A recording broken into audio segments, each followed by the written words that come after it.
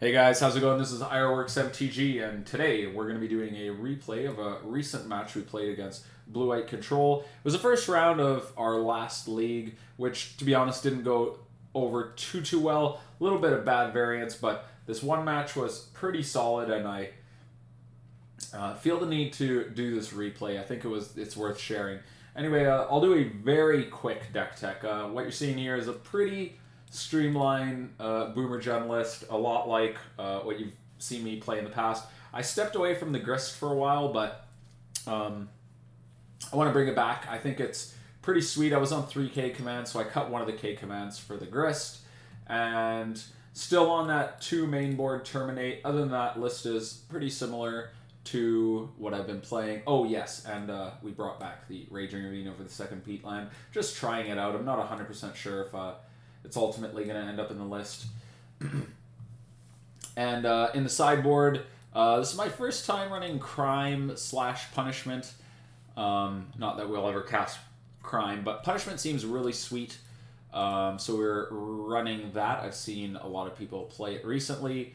We're trying one of Torpor Orb. I'm really skeptical of this card, but I think it's worth trying out. We were on a copy of Void Mirror, but that didn't impress me too much. I'm not sure that I want to play it in that slot. So again, we're going to try the Torpor Orb just to fight off like elementals. If we can stifle the value that the elementals provide, our deck's pretty good at dealing with creature-based decks. And the other thing worth mentioning, I suppose, is Assassin's Trophy. You guys have probably heard me bash this card many times on the channel in the past. I think it's a fine sideboard card, though, especially right now. We're seeing a bit more Tron, but we still want ways to deal with cards like Murktide Region. So this is or Urza, or the many threats that exist in Modern. So this is a card that we could bring in and be pretty okay with in a lot of matchups. Anyway, without further ado, we'll get into the match. So thanks for tuning in, and if you guys want to see more of this content, drop a comment. Tell me if you enjoy the replays or if you would rather see live content. And if you enjoy this content, consider subscribing to the channel. Alright guys, here we are for round 1, and we are on the draw with a 1-lander. Unfortunately, have to mulligan this. And then this hand, we do decide to keep. It's not super exciting, but we have a piece of interaction and a couple threats. In the dark, we decide to keep. Notably, our opponent is not on a companion. So without seeing Luris, I think that we're okay to try a match without 1 mana interaction, and our opponent is going to lead on a Triome. So this could still be a number of things. We draw Bloodbraid Elf. Generally, Bloodbraid Elf is pretty good against the Triomes, so happy to draw that. Our opponent plays Pluto Delta. We crack on the instep, and we grab a Blood Crypt. Back on our turn, draw Inquisition, which is pretty nice, but we decided to just play a 2-mana spell, I believe, on this turn, just to be mana efficient. So I lead on the Kroxa. Our opponent's representing Counterspell. So we're going to lead on the Kroxa, and then plan to Inquisition plus Goyf next turn to actually be able to resolve it. So here's our Kroxa, and very surprised at what happens next. Here I just think our opponent's going to counterspell. They cast Dress Down, which initially I was like, oh damn, why would he want me to keep this Kroxa? But it becomes pretty apparent. He just is cycling it, and obviously he's got Prismatic Ending, which is pretty solid. He's going to get to deal with our Kroxa permanently. And he didn't have to discard a card to the trigger. He just got to cycle that Dress Down, which is pretty good for him. So we fire off an Inquisition. We see our opponent's hand. We have to take the Archmage Charm, only legal target, but we see 2 lands, a Supreme Verdict, and a Jace the Mind Sculptor. Play a second land, or a third land rather, and put the Tarmogoyf into play. So I'm pretty cool with whatever play he makes. If he plays Jace, and we draw the 4th land, we're in really great shape, no matter what mode he selects. If he plays a Verdict, we're fine with trading Goyf for a Verdict. So he does decide to Supreme Verdict, and that's fine with us. Unfortunately, we draw another Terminate. Here I decide I'm just going to pass the turn. I'm not sure that I'm going to hit anything, so I'd rather just save my Inquisition for a time where I want to resolve a spell like a Wrenn and Six or something. Our opponent plays Teferi and upticks. Now this Teferi is so bad for us because Bloodbraid Elf, it turns off Bloodbraid Elf, which is kind of the only pressure we had, but we draw a Ragavan, and here I decide to dash attack him. I can't take the Teferi off the table anyway. So reveal an Archmage's Charm. We don't get to cast that, but I'm happy to not allow him to draw it.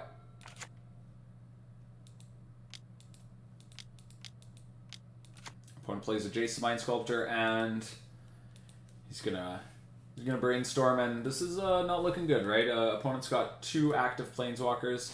Typically, that's how you win these matchups, is just grinding that value.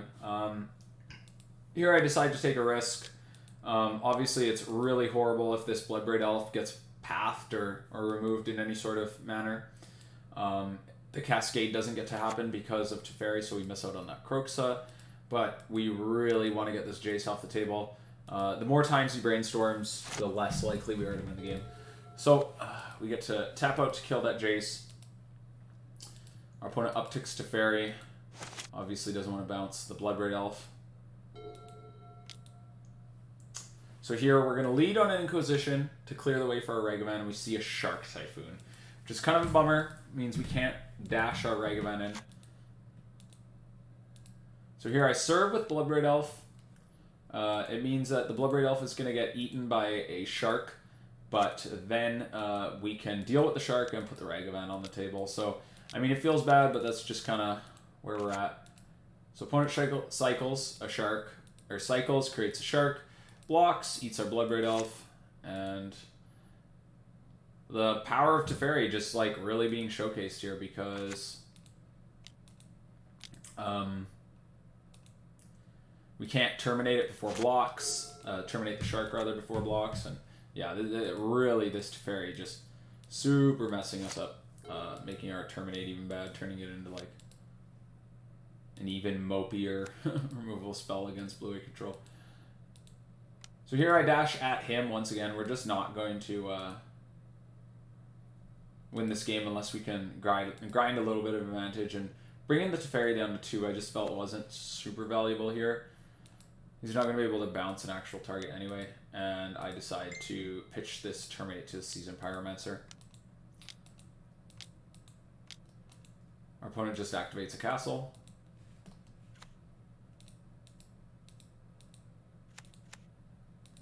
We draw a couple lands. Her opponent puts Shark Typhoon into play, which is pretty crazy, obviously, and bounces our token.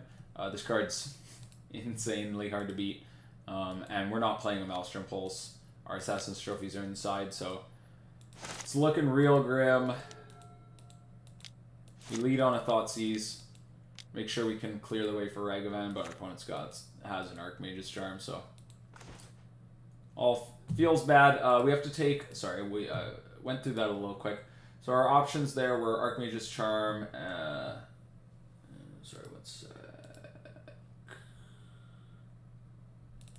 There's a Prismatic Ending.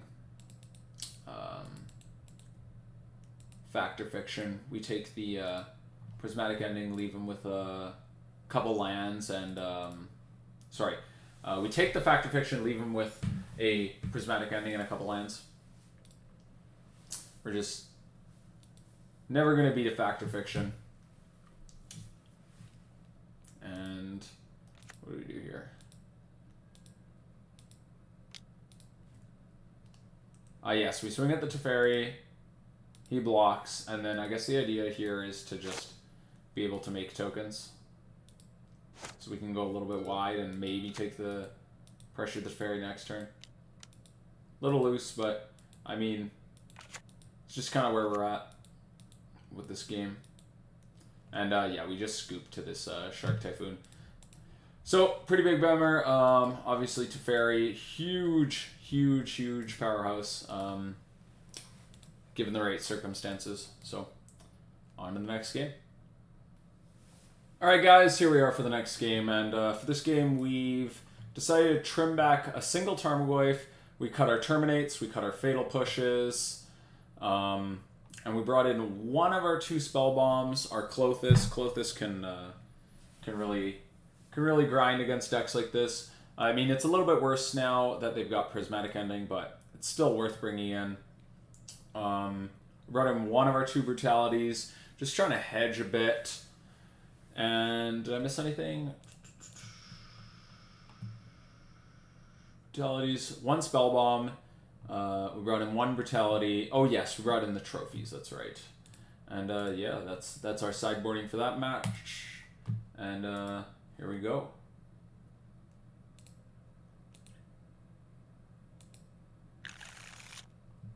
So another one-liner. Unfortunately, we're going to have to mulligan to 6 again. And this hand seems pretty nice. We've got Blackcleave Cliffs. Ragavan is one of the best cards in the matchup. And we'll keep this probably, I believe, yes, bottom of Goyf. And start off with Raging Ravine. I decided to go Raging Ravine so we can Inquisition clear the way for Ragavan, take that Prismatic Ending. I think it's really important that this thing actually be able to get away with doing a little bit of work. Our opponent plays a Hallowed Fountain tapped, which makes us have to think about it because we do have the option of dashing the Ragavan at this point and then being protected from Prismatic Ending, but we decided to go for the Inquisition here. Our opponent reveals Counterspell, Archmage's Charm. We just take the Archmage's Charm as we can kind of play under these counterspells pretty reasonably at this point. And the Archmage's Charm kind of plays a better late game. So here we jam the Ragavan. Oh, and notably steals Ragavan. We jam this Ragavan, hoping they don't kill it. They do not. So now we get to do some stuff. Being on the play, the Ragavan's real nice. We're gonna connect here, make a treasure, reveal Prismatic Ending. We don't get to play it, but it sure is nice to stop our opponent from being able to cast it against us. And here I just believe I jam this Goyf. So we Inquisition. Our opponent's gonna counter our Inquisition. And that's just fine, because either way, we get to land our Goyf. And we trade Hand Disruption for Counterspell. Our opponent plays another Teferi and bounces the Goyf. This time, works out a little bit better for us because we've got this Ragavan in play that we're able to protect. I decide I want to connect again with the Ragavan. So we animate the Raging Ravine to take the Teferi off the board. There is more damage to be dealt by attacking him with the Teferi, but at this point in the game, I don't think that we're close enough to killing our opponent that I don't want to just take this treasure and potentially a free card. So we assign our attacks in that manner. We draw another Ragavan. And with our opponent having mana up, I decide, you know what, I'm just going to activate this Raging Ravine. And I'll play this draw-go game with Ragavan in hand. If our opponent wants to like Wrath the board to get rid of the Ragavan, that's fine. I'd rather not put a Tarmogoyf under the bus. So opponent cycles the Shark Typhoon, which we knew about. It's going to trade with the Ragavan. And again, that's just fine. We've got a backup Ragavan, and we get to hit for 5, putting our opponent to 10.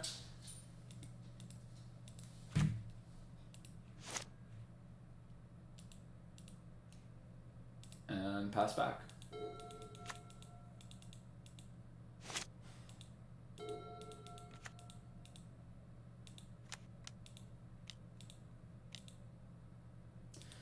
And yeah, sorry, so here I needed a little refresher there. I didn't remember exactly the sequence, but we do decide to just keep pressing this Raging Ravine. Our opponent's on 2 turns, so they do have to answer it. if they have Path, it's really not the end of the world for us. But they've got Cryptic Command. So they get to bounce the Ravine, which is kind of a bummer. That's maybe one of the better things they could have had in that exact window, but I'm seeing less and less of these decks actually playing Cryptic Command. As a side note. Here I decided to Tarmogoyf. Again, it's like just a big threat. And our opponent's life total is under some serious pressure. They do have the second counterspell. And here we get to resolve our Ragavan with Dash. And no, we don't. They have a third counterspell. We've got one counterspell left in the deck. And a hard cast Shark Typhoon, Flooded Strand. Opponent's got 2 cards left. But they've only got 8 life. And we draw Lightning Bolt, which is very relevant. Our opponent puts himself in bolt range, which is nice. And we draw second bolt. So here, we're going to let him take some sort of action. So he casts Archmage's Charm. Well, we were waiting for him to activate the castle. That's what my hope was. But he's going to cast Archmage's Charm, targeting himself to draw 2 cards, making a shark. So this is the perfect time to cast Bolt. If he's got a counterspell, we've got a second Bolt. He does have exactly the 4th counterspell, but we have the second Bolt. So we get to bolt our opponent out, and that is game 2 for you. All right, we're back for game 3, and make no changes to our sideboard. Here we see Inquisition, Collective Brutality, and a bunch of lands. Often, I will advocate for keeping any 7 when it's playable against a deck like this because the games go late. But here I do mulligan. And luck we did. We got a pretty solid one. We've got Inquisition into Wrenn and Six, which is often the best thing we can do. Here we just bottom the bolt. I'm happy to keep a second Ragavan around since it's quite good in the matchup. So here we just grab our shock land, Inquisition into Wrenn and Six. And this is exactly how we win these types of games. And sorry, let's take a look here. Interesting thought here. Sanctifier Envec is very often how we lose a lot of games. This card is just so powerful against us. That being said, we do have an answer in the form of Liliana, and we can I want to be able to resolve our spells. So him countering our Wrenn and Six is kind of a big deal, honestly. And as long as he doesn't draw a second Envec, we can just deal with it with Liliana if we take the counterspell. So there it is. Our Inquisition gets exiled. We play Wrenn and Six. We uptick. We pick up the land. And we're looking good. Both players doing some stuff. So another thing I've noticed about these decks is that they've been playing a lot more of these Glacial Fortresses, making them more resistant to boil. So our opponent is going to play Teferi and down tick it, which was interesting to me, honestly. I don't know that I would have down ticked it because now it's open to the Wrenn and Six. Opponent is going to put some pressure on the Wrenn and Six with the Sanctifier. We untap, and here we just get to we get a pretty sweet turn. We fetch, we play our Lily to deal with the Sanctifier. Definitely not going to prolong that. There's obviously Klothys in our hand is a good card, but and the sooner Klothys comes down generally, the better, because you want it to get to work as soon as possible. But there's no way we're gonna give up the opportunity to deal with that thing. So here we see EE on 3. So we know our opponent still has Fact or Fiction.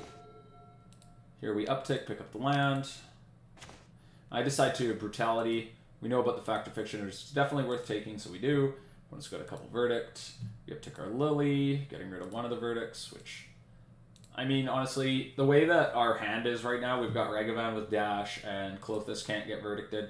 Our hand's really good against Verdict anyway. But we just jam this Ragavan. Let him cast it. Now there's a little bit of tension between just activating the Engineer Explosives to deal with the Liliana or getting this Ragavan off the board. He does decide to deal with our Liliana the Veil, which is reasonable, but that means Ragavan is going to get to grind some advantage. We pick up a land, we serve with the Ragavan, make the treasure, reveal an Archmage's Charm, and here I decide to jam the Klothys because we knew that the card in their hand was Supreme Verdict, and we just don't care about the Supreme Verdict. I'm happy for them to verdict away the Ragavan, and we're feeling really good about this game. Down comes the Teferi. It's going to bounce the Klothys, which, again, is fine. That means Wrenn just gets to eat 2 Teferis. This Wrenn and Six just absolutely dominating.